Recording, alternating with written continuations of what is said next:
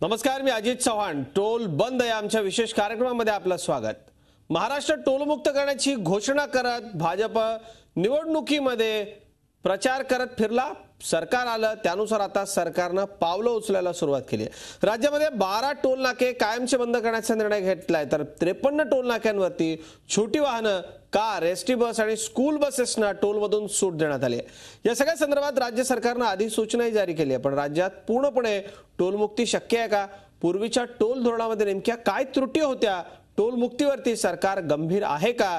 या सगळ्या प्रश्नांचा वेध आपण या विशेष कार्यक्रमामध्ये घेणार आहोत. टोल बंद.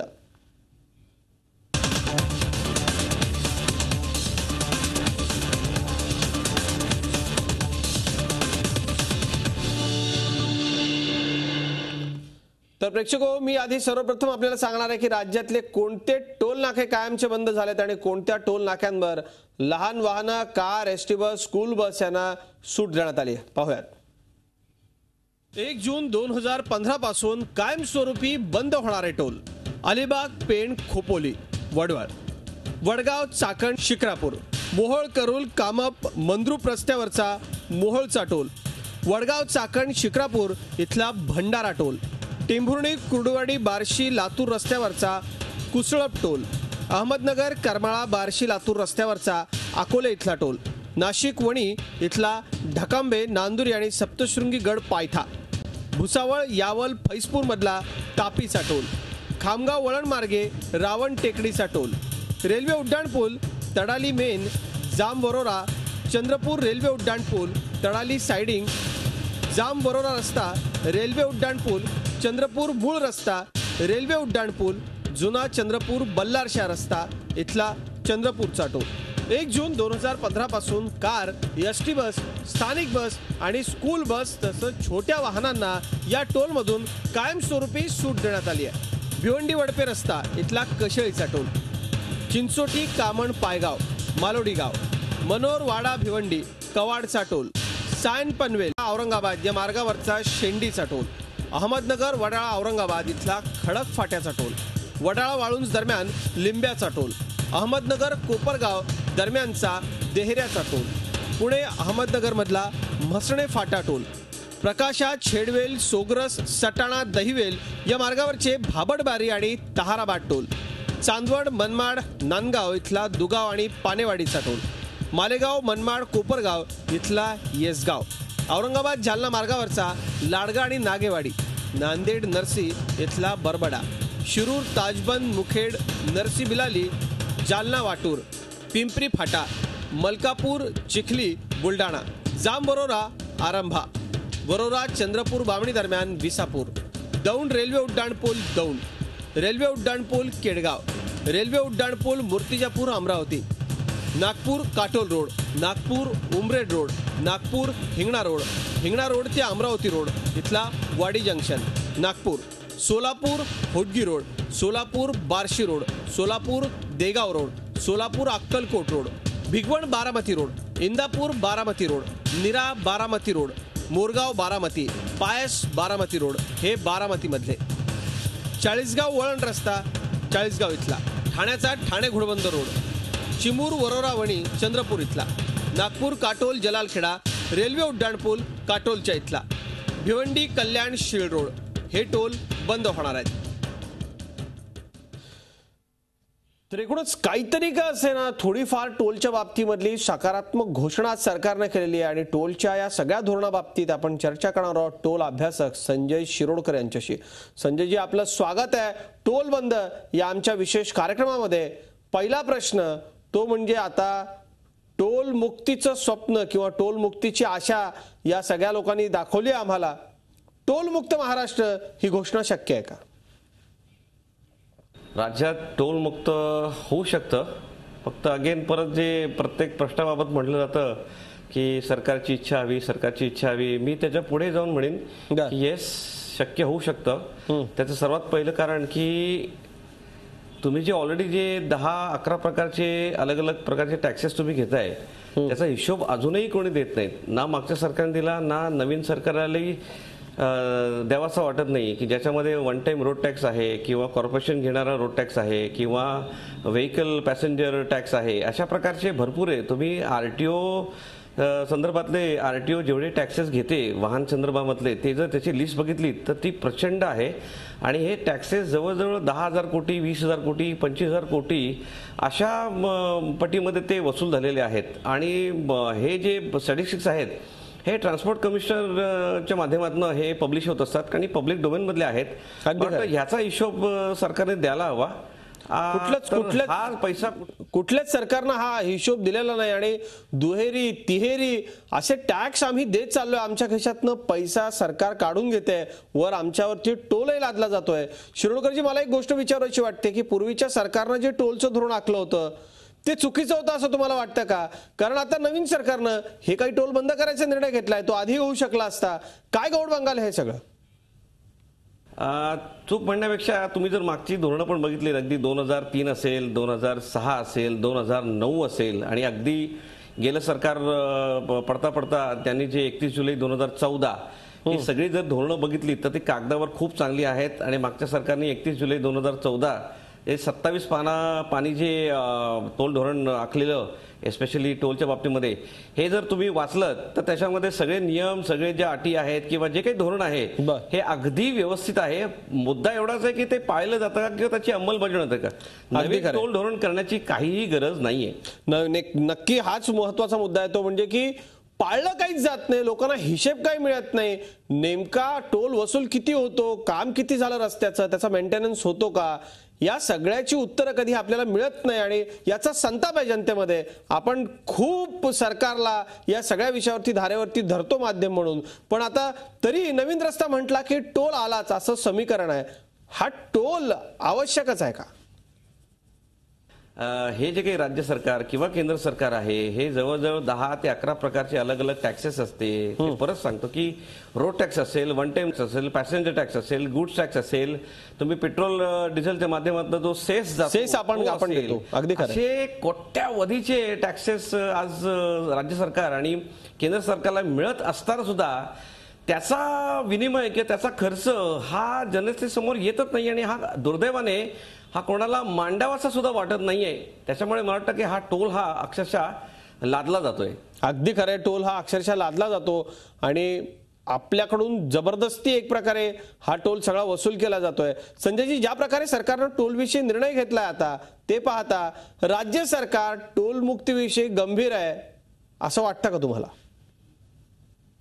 अजिबात नाही, अजिबात नाही. कारण जर 6 महिन्याची कारकीर्द बघितलीत तर जे काही 53 टोल नाक्यांवर 4 चाकी वाहनं आणि 12 टोल नाक्यांवर जे टोल माफी आहेत हे सगळे जे टोल तुम्ही बघाल बेसिकली तर सगळे 10, 12, 15 वर्षापूर्वीचे जुने आहेत. अगदी खरं. परत उलट ऑलरेडी जे वसूल झालेले टोल आहेत जे आज न उद्या तसे बाय डिफॉल्ट बंद होणारच होते ते तुम्ही लोकांना आम्ही बंद करतो म्हणून सांगून म्हटलं हे जनतेची मला तरी असं वाटतं की ही शुद्ध फसवणूक आहे. फार महत्वाचा मुद्दा तुम्ही मांडताय. टोल आज जी लिस्ट सर्वात पहिलं नुसता नंबर दिला जातो 12, पण ते नक्की कुठले हे लोकांना सांगितलं जात नाही. 53 4 चाकींना टोल माफी मिळणार पण नक्की कुठले हे माहित नाहीत. आणि सर्वात महत्वाचं की राज्य महामार्गावरचे टोल एक मी समजू शकतो, पण मग जे महामार्गावरचे आहे जे नॅशनल हायवे ज्याला म्हणतात बरोबर आहे की जी भूमी महाराष्ट्र सरकारची आहे पण त्या बाबतीमध्ये आम्ही काही करू शकत नाहीत अशी जेव्हा तुम्ही उत्तर ऐकता तेव्हा जरा या धोरणाबद्दल किंवा यांच्या हेतूबद्दल जरा शंका निर्माण होते. अगदी खरं संजयजी. आणि बंद होणारे टोल आता खरं तर ते बंदच होणार होते, त्यांच्या बाबतीत श्रेय घेतलं जात आहे असं तुम्ही जे म्हणताय ते जनतेला सगळं कळतं. आणि या सगळ्या टोल नाक्यांवरती कसे गावगुंड बसवलेले असतात. खरं तर हे सगळे टोल यांची नेमकी मुदत किती आहे, पैसे किती वसूल झाले आहेत याचाही हिशेब आपल्याला मिळत नाहीच. राज्यामध्ये आता 100% टोल मुक्ती शक्य आहे असं तुम्हाला एक अभ्यासक म्हणून वाटतं का? तुम्ही असं थेट नाही सांगितलेलं आहे पण अभ्यासक म्हणून काय वाटतं, आपण असं करू शकतो का?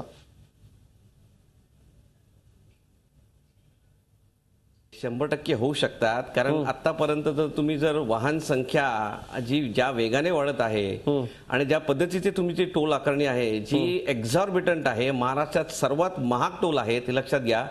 त्याचं जर तुम्ही सरासरी गणित जर मांडलं की टोल दर आणि वाहन संख्या म्हणजे सीपीयू ज्याला म्हणतात car per unit per day, याचं जर गणित मांडलं तर आज कुठलाही टोल, कुठलाही मग तो स्टेट हायवे असेल किंवा नॅशनल हायवे असेल, 5 वर्षांमध्ये जे काही त्याचं बजेट असेल, त्याला कॉस्ट एस्टिमेट म्हणतात किंवा प्रोजेक्ट कॉस्ट म्हणतात, ही 100% वसूल झालेली असते. परंतु सत्य फिगर कुठेच येत नाहीत. कुठल्याही टोलचं, एजन्सीचं, कॉन्ट्रॅक्टचं ऑडिट होत नाही. हे दुर्दैवाची बाब आहे. हे जर सत्य फिगर, असली फिगर जर लोकांसमोर आलेत तर आतापर्यंत जे काही 5 वर्ष ओलांडलेले टोल असतील, कुठलाही छोटा असेल मोठा असेल, हे अक्षरशः आजच्या एका रात्रीमध्ये बंद होऊ शकतात. अगदी खरं आहे संजयजी. आणि या सगळ्यामध्ये एक गोष्ट आहे की सरकारी वरिष्ठ अधिकारी, राजकीय पुढारी जे पदाधिकारी आहेत ते त्यांचं व्हिजिटिंग कार्ड दाखवून निघून जातात, पण सर्वसामान्य माणसाला म्हणजे कुठल्याही टोलवरती बसलेल्या गुंडांपासून सुटका अजिबात नाही. आणि लोकांच्या मनामध्ये या टोलविषयी प्रचंड संताप आहे. आपण बोलणार आहोत. बंद होणाऱ्या टोल नाक्यांचं श्रेय सरकार घेते असं संजय शिरोडकर म्हणतायत, पण एकूणच सरकार गंभीर नाहीये हे देखील या सगळ्यावरून समोर आलेलं आहे. टोल नाके बंद झाले, आनंद आहे, पण 100% टोलमुक्ती कधी, बोलूयात एका ब्रेकनंतर.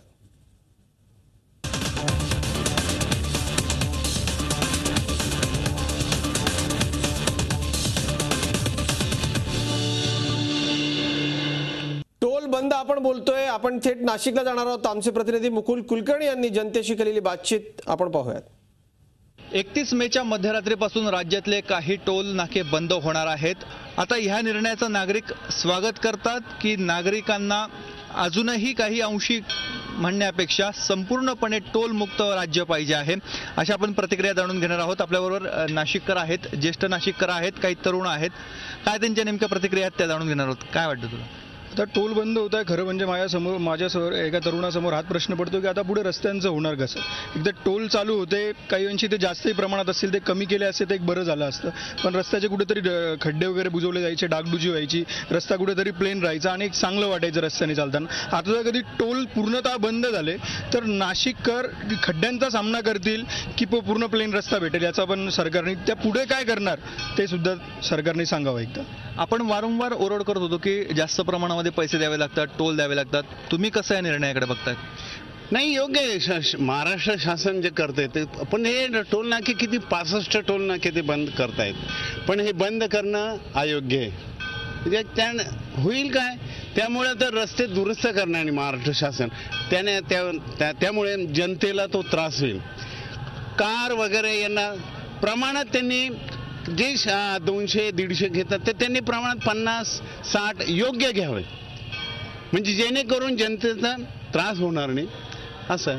आणि सोय काय सांगाल, ह्या निर्णयाने तुम्हाला दिलासा मिळाला आहे की काय मत आहे तुमचं? हे दिलासा मिळालेला आहे, पण संपूर्ण टोलनाके बंद करायला नको. रस्त्याची दुरुस्ती पण व्हायला पाहिजे आणि काही ठराविक टोलनाके बंद करायला पाहिजे. एकंदरीत आपण बघतोय नाशिककरांचा सूर आहे की टोल नाके बंद करायला नको आजपर्यंत दिसून. तुमचं काय मत आहे? शासनाने जी घोषणा केली की टोल मुक्तीची, ती स्वागतार्ह घोषणा आहे. पण टोलची जे लहान जी वाहनं आहेत तर यांना मर्यादित स्वरूपामध्ये टोल लावणं आणि अंतराचं जे आहे तर अंतर वाढवलं पाहिजे बस. आणि काय सांगाल, आघाडी सरकार होतं, वारंवार आंदोलनं होत होते, राजकीय पक्षांनी आंदोलनं केले किंवा नागरिकांमधनंही एक मागणी होत होतं की टोलमुक्त महाराष्ट्र झाला पाहिजे. आता राज्य सरकार टोलमुक्तीच्या दिशेने पाऊल टाकत असताना आपली काय भूमिका आहे? नाही, खरं म्हणजे आता टोल नाके बंद होत आहेत, त्याच्यासाठी ज्यांचा कोणाचा हा निर्णय आहे त्यांचं अभिनंदन करायचं की ज्यांनी ही संकल्पना पूर्व मांडली त्यांचं स्वागत करायचं. हे विभिन्न प्रश्न आहे. खऱ्या अर्थानं मध्यमवर्गीय आम्ही जी माणसं आहोत यांनी जर असा विचार केला की थोडं सुखावह वाटावं म्हणून जर आम्ही मुंबईला गेलो तर आपल्या परिवारासह जाताना किंवा सहलीच्या ठिकाणी जाताना कितीतरी ठिकाणी टोल भरावा लागतो आणि हा टोल जाचक होता. त्यात मग काहीतरी थोडीफार क्रांती झाली, तो टोल कमी केला, नवीन टोल नाके झाले, तोही वाढवला. एकंदरीतच आपण बघतोय नाशिककर एक काळ होता की टोल मुक्तीसाठी आंदोलनामध्ये सहभागी होत होते किंवा तशी मागणी करत होते. मात्र आता ज्यावेळेस टोल मुक्तीच्या दिशेने राज्य सरकार पाऊल टाकते त्यावेळेस रस्त्यांची निगा राखली जाणार का, रस्त्यांवरचे खड्डे दूर होणार का असा प्रश्न त्यांना सतवतोय. त्यामुळे टोल मुक्ती न करता काही अंश प्रमाणामध्ये टोल आकारणीला एकंदरीतच नाशिककर संमती देत आहेत असंच दिसून येतंय. व्हिडिओ जर्नलिस्ट मंगेश सह मुकुल कुलकर्णी, झी मीडिया, नाशिक. पण एकूण अशी परिस्थिती आहे, असंख्य प्रकारचे टॅक्स सरकारकडून घेतले जातात, तो पैसा जातो कुठे आणि वेगळा टोल सरकारला कशासाठी हवा आहे याचं उत्तर सरकारकडे कधीच नाही किंवा सरकार कुठले असो ते देत नाही. संजय शिरोडकर आपल्याबरोबर आहेत, आपण पुन्हा त्यांच्याकडे जाऊयात. संजयजी, जनतेची टोल पासून सुटका करण्याकरता सरकारनं काय ठोस पावलं उचलावीत असं तुम्हाला वाटतं? आवश्यक सामान्य माणसाला न्याय देईल म्हणजे याचा अर्थ टोल माफी द्यायचीच आहे, सगळ्यांना द्या ना. कारण तुम्ही जर 4 चाकी म्हणजे सो कॉल तुम्ही जर प्रायव्हेट व्हेकलला खुश करायला बघाल तर ट्रान्सपोर्टनी काय घोडो मारलेला आहे. अगदी खरं. कारण सर्वात मोठा जो डिले आज ट्रान्सपोर्ट व्हेकल जे रखडतात, जो बॉटलनेक होतो, जो प्रचंड गर्दी होते सगळ्या ठिकाणी अख्ख्या भारतामध्ये, आणि हा ट्रान्सपोर्ट कॉर्पोरेशन ऑफ इंडिया आणि IIM कोलकाताचा रिपोर्ट आहे. हा जो ट्रान्सपोर्ट व्हेकलचा जो डिले होतो टोल प्लाझावर, बरोबर आहे, त्याचं नुकसान जे आहे हे 60,000 कोटी आहे. लक्षात घ्या, 60,000 कोटी फार मोठा प्रचंड मोठी आहे. मग टोल बांधायचा, त्याच्यावर ट्रॅफिक जाम करायचं आणि वाहतूक वेळेवर पोहोचणार नाही, माल वेळेवर पोहोचणार नाही, डिझेल, पेट्रोल, गॅस याचा जो अपव्यय होतो, ही जर संख्या 60,000 कोटी आहे. जर नुकसान होत असेल तर मला सांगा, हे जर नुकसान तुम्ही वाचवलं तर मग टोल करायची काय गरज आहे? एका ठिकाणी टोल उभारायचा आणि दुसऱ्या ठिकाणी ट्रॅफिक जाम करून तुम्ही देशाचं 60,000 कोटीचं नुकसान करायचं. हे गणित जरा संबंधाच्या पलीकडचं आहे. अगदी समजण्याच्या पलीकडचे, आणि या सगळ्या पाठीमागं आर्थिक हितसंबंध आहेत हे वेगळं सांगायला नको. आणखी बोलूयात, टोल बंद कसा होईल पूर्णपणे या बाबतीत आपल्याला चर्चा करायची, बोलायचं. एका ब्रेक नंतर लगेचच परतो.